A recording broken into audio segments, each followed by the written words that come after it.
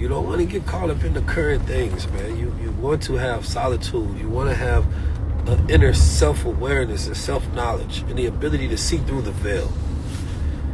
But you have to be careful anytime you find yourself agreeing with the low-level masses.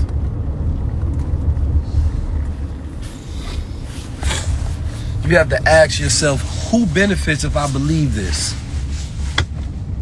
And once you get to that degree, now you start thinking for yourself. But if you can ask yourself that question, who benefits if I agree with this? Who, you know what I'm saying? Where does this information come from? You're not even thinking anymore.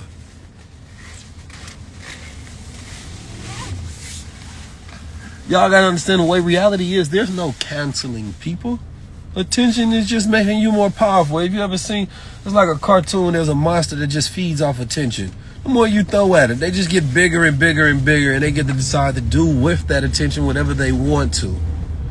And even if you're getting negative attention, somebody still wants to pay for that because it's a finite amount. Because people only have so many hours within a day. It's an asset. So people say, Keys, I'm going to expose you. Keys, I don't like you. Keys, this. Well, keep it coming. All you're doing is giving me something that I can use, an energy. And you want a prime example of that? Look at Donald Trump. He took every negative piece of attention ever thrown at him, and he converted that into becoming one of the most powerful men in human history. You want another example? Look at Elon Musk. He took a company that don't even have earnings and became a trillionaire. You had no earnings in SpaceX. He just changed the game. He said, wait a minute, I can tweet and become an influencer CEO, and instead of actually having to validate the numbers and all of the back end stuff, let me just get more influential and get more attention, and then I can move that attention wherever I want to, including into my business. And people buy the stock of it. It became worth more. The Tesla stock had went to $5,000. Then he said, wait a minute, if attention is the thing that makes my business go well, let me buy the attention. He went and bought Twitter. Called his billionaire buddy up and say, man, look, you got 20 piece on this Twitter deal. Bought more attention. And guess what? Now he's the richest man on the planet. Do you not see the writing on the wall? Do you not see how the game is played? Even your attention, though you may think you're conscious, you may think that you see through the veil, you may think that you above it all, and that you can't be one of the ones caught up in the psyop. You are the perfect victim. The man or woman who says, not me, all that means is your guard is down. It's like somebody, thinking that they so tough that nobody will break in their house. They don't even lock the doors. They don't lock the doors, don't lock the windows. Next thing you know, you got Smokey and Craig coming through your window like Debo. You know what I'm saying? Stealing your chain. Because you let your guard down. You're not vigilant. You're not aware enough.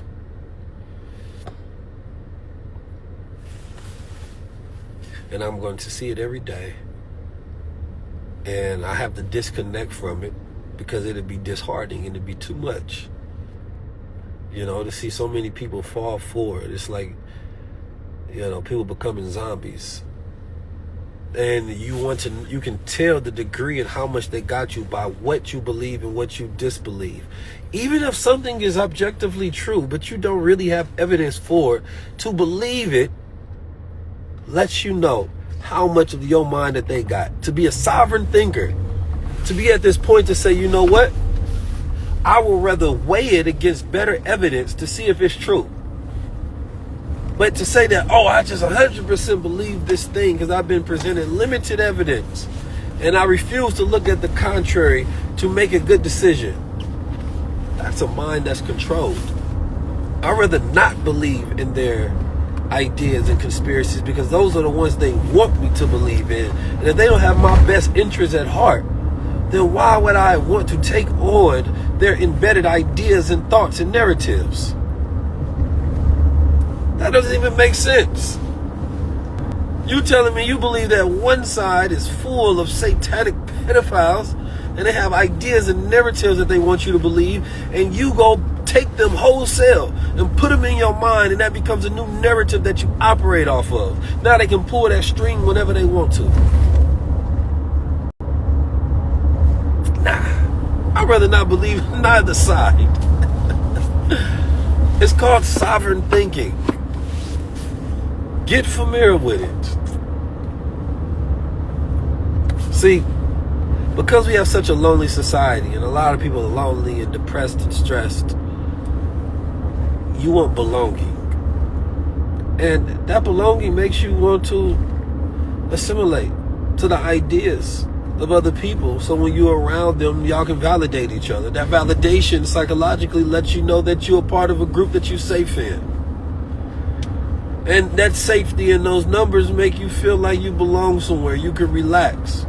And you will suspend your belief in higher truths so that you can believe what the collective believe within the crowd, just so you can have a feeling of belonging and connection. And that can be used against you. And the most vulnerable population are those who are the stressed, who are the lonely, who are depressed, who are the financially vulnerable population of society. And you may not think you fall into some of those categories, but you do. So you have to take a step back and examine your mind. And you have to be willing to disbelieve the thoughts that you already have decided are true. Even if they may be willing to weigh it against greater evidence. Be willing to be wrong. That is a mind that is free. But once it becomes so rigid that it can't move, that's when that's when you can be controlled, because now your mind is stuck and they can take a free shot of that mind and know exactly how to control it, because it's not a moving target at that point.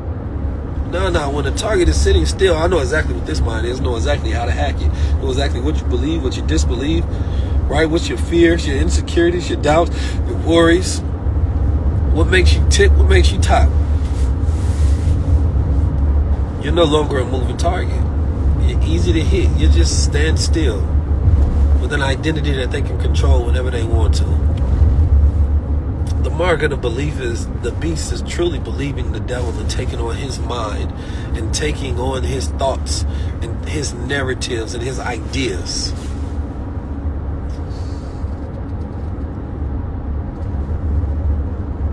So, believe what you want. That's up to you. But be willing to be wrong. That's where the growth comes from. Do not waste yesterday. People always say, don't waste today, don't waste today. Don't waste yesterday. See, yesterday is where all the lessons exist. Things, your old self exists in yesterday. You get to look back at yesterday and say, this is who I was, this is what I believed, this is what I went through. And then today you use that for reflection. And in that reflection, and you don't waste yesterday, now you can think on, all right, who do I want to be now? That's where all the growth happens. But everybody be wasting yesterday. Yesterday happened, you don't learn the lesson, you doing and repeat the same shit today. So you could have been dumb, ignorant, stupid, and fell for the trickery. But today you think about it, reflect on it, do some research, you feel me, and then allow yourself to be able to grow from it. But there's too many people wasting yesterday by not having no reflection today and stuck in a constant state of reaction. Don't know why you believe it. So that's on you. But I'm about to have me a good day. So y'all have a blessed one. Peace to the gods. Make sure you lock in. Don't waste your time. Don't waste your attention. You know what I'm talking about? There's real power and opportunity and money and a whole new world to build out there. Go build it.